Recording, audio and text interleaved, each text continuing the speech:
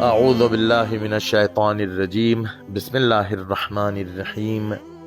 وبہ نستعین وہو خیر ناصر ومعین۔ ٹونیشیا کے ایک مشہور عالم دین ہیں کہ جن کا نام ہے ڈاکٹر تیجانی سماوی۔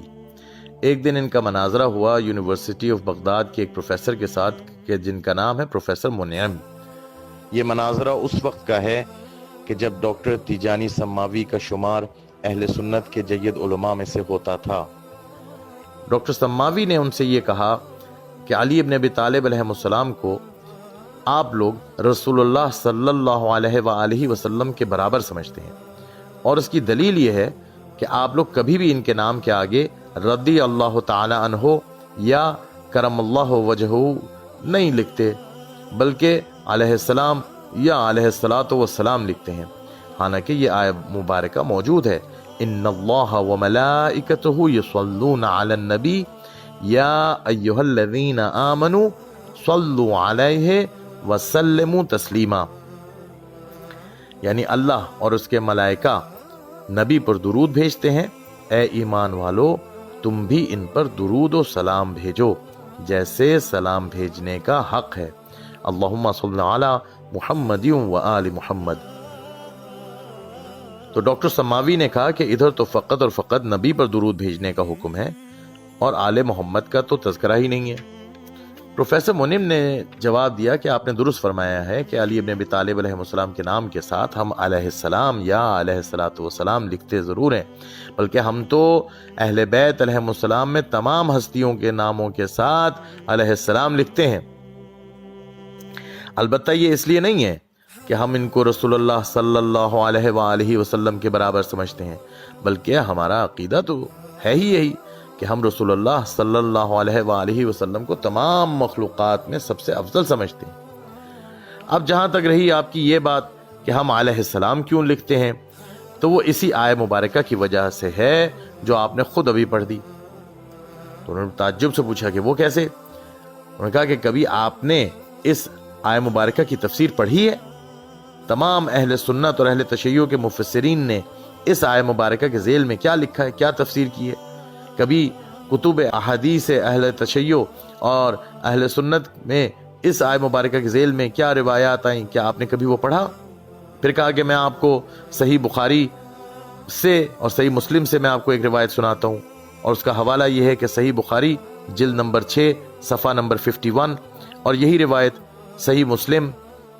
جلد نمبر 1 صفحہ نمبر 305 میں ہے کہ جب یہ آیہ مبارکہ نازل ہوئی تو اصحاب رسول صلی اللہ علیہ وآلہ وسلم اللہ کے نبی کے پاس حاضر ہوئے اور کہا کہ ہمیں یہ تو سمجھ میں آ گیا کہ آپ پر درود و سلام بھیجنا ہے اور اس کا حکم اللہ نے دیا ہے، البتہ یہ سمجھ میں نہیں آیا کہ کس طرح بھیجا جائے۔ تو رسول اللہ صلی اللہ علیہ وآلہ وسلم نے فرمایا کہ یہ کہا کرو،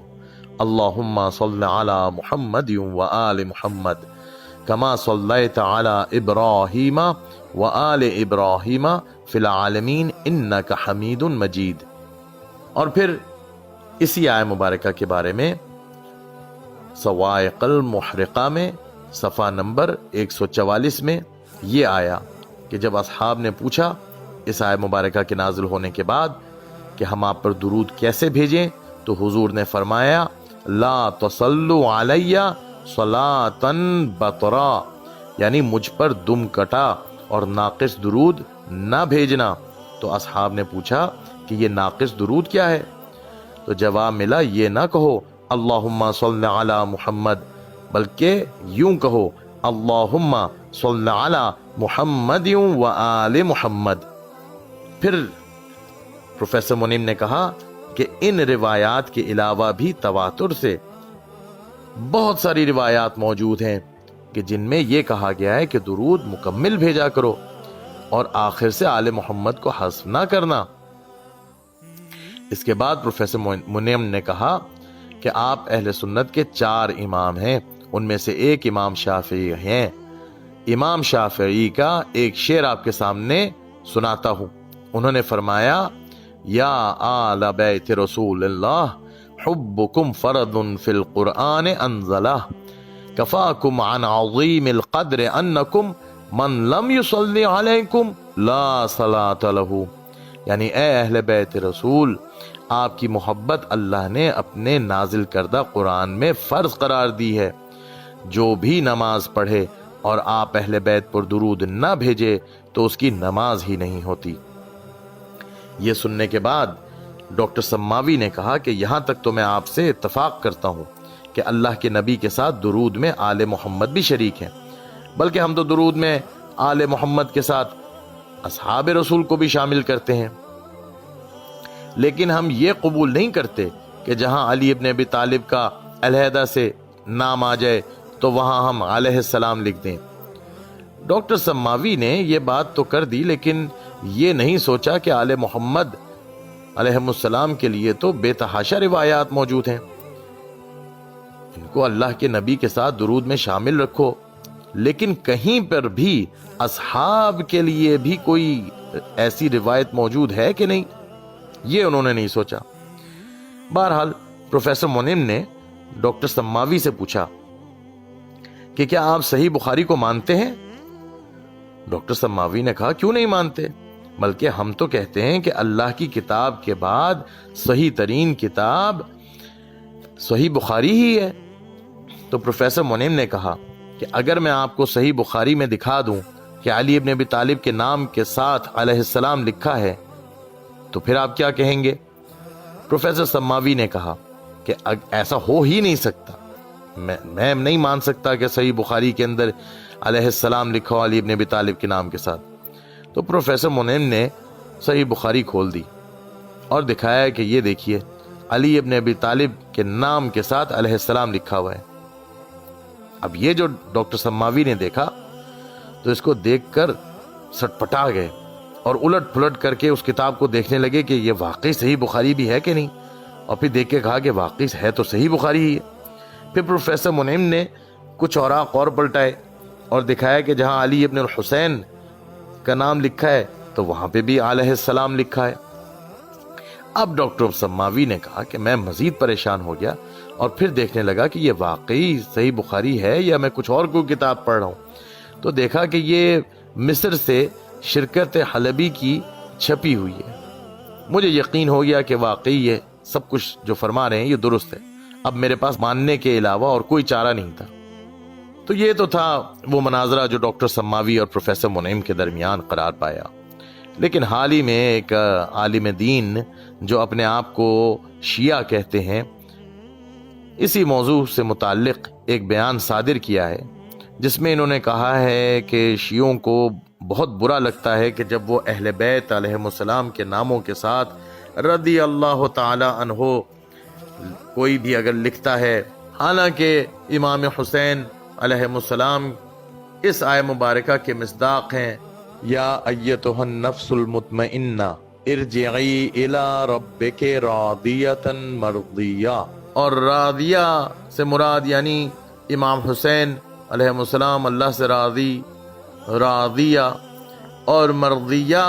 یعنی اللہ بھی ان سے راضی۔ اور پھر ایک حدیث قدسی پیش کر دی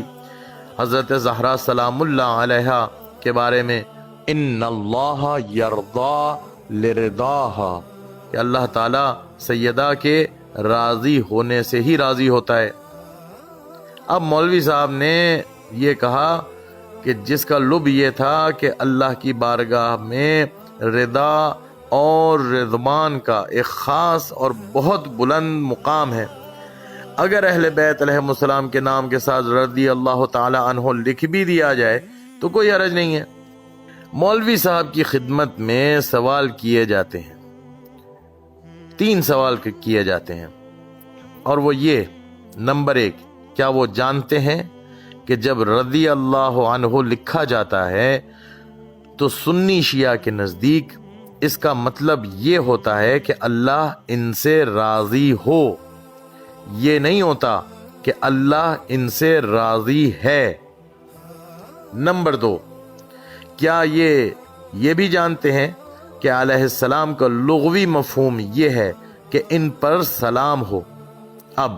ہر مسلمان ایک دوسرے کو کہتا ہے السلام علیکم، تو کوئی بھی شخص کسی عام مسلمان کے نام کے آگے علیہ السلام لکھ سکتا ہے؟ اور پھر سوال نمبر 3، اور وہ یہ کہ یہ جو دلیل آپ نے دی ہے کہ چونکہ اللہ اہل بیت سے راضی ہے تو رضی اللہ ان کے نام کے آگے لکھنے میں کوئی حرج نہیں ہے، تو اسی دلیل کے ساتھ مولوی صاحب آپ یہ بتائیے کہ جتنا اللہ تعالی رسول اللہ صلی اللہ علیہ وآلہ وسلم سے راضی ہے تو اتنا اور کسی سے کوئی راضی ہے؟ اب اسی دلیل کے تحت مجھے یہ سوال آپ سے کرنا ہے کہ آپ یہ بتائیں کہ کیا رسول اللہ صلی اللہ علیہ وآلہ وسلم کے نام مبارک کے ساتھ بھی آپ رضی اللہ لکھنے کو درست مانتے ہیں؟ اللہم صلی علی محمد و آل محمد وعجل فرجہم۔